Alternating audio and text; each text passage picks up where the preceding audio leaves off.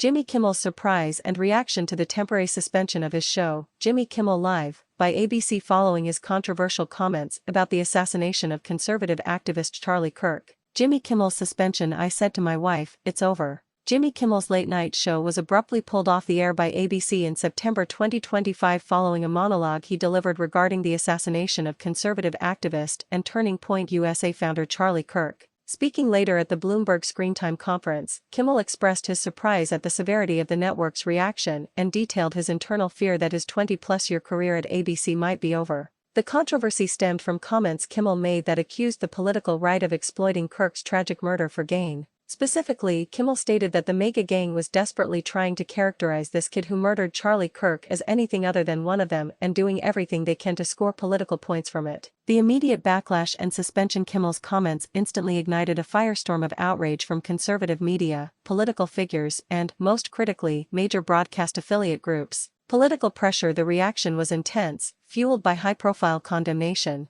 FCC Chairman Brendan Carr publicly slammed Kimmel's remarks, suggesting the commission could open an investigation and that local stations risked regulatory action or even losing their licenses for airing the show. Affiliate action. Major station groups, including Nexstar and Sinclair, who operate dozens of ABC affiliates, moved immediately to stop airing Jimmy Kimmel Live, deeming the comments offensive and insensitive. The network decision. Under this immense pressure and widespread affiliate rejection, Disney-owned ABC made the decision to preempt indefinitely the late-night show. Kimmel later revealed the extent of his shock, stating that when the news broke, "I said to my wife, 'It's over.'" Kimmel's surprise and justification. Kimmel conveyed that the network's decision came as a surprise because he initially believed the controversy was merely manufactured outrage he could manage. Belief in distortion. Kimmel told the conference that he didn't think there was a big problem initially. He saw the backlash as distortion on the part of some of the right-wing media networks, and I aimed to correct it. He maintained that his remarks were intentionally and maliciously mischaracterized by critics who were looking to silence a political opponent.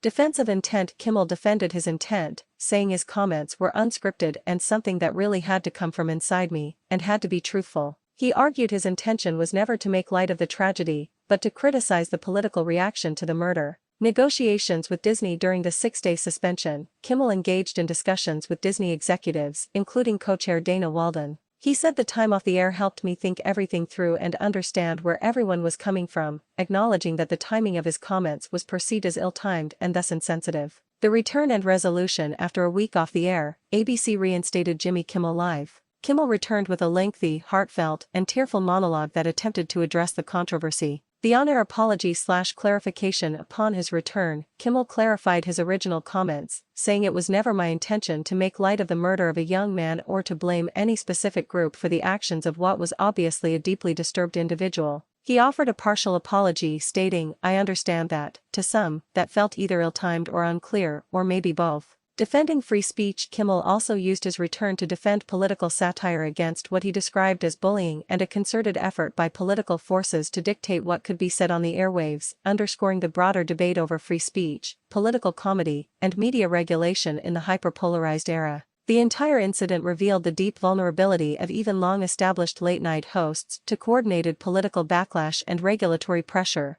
making Kimmel's surprise understandable given the unprecedented nature of a network suspending one of its flagship shows.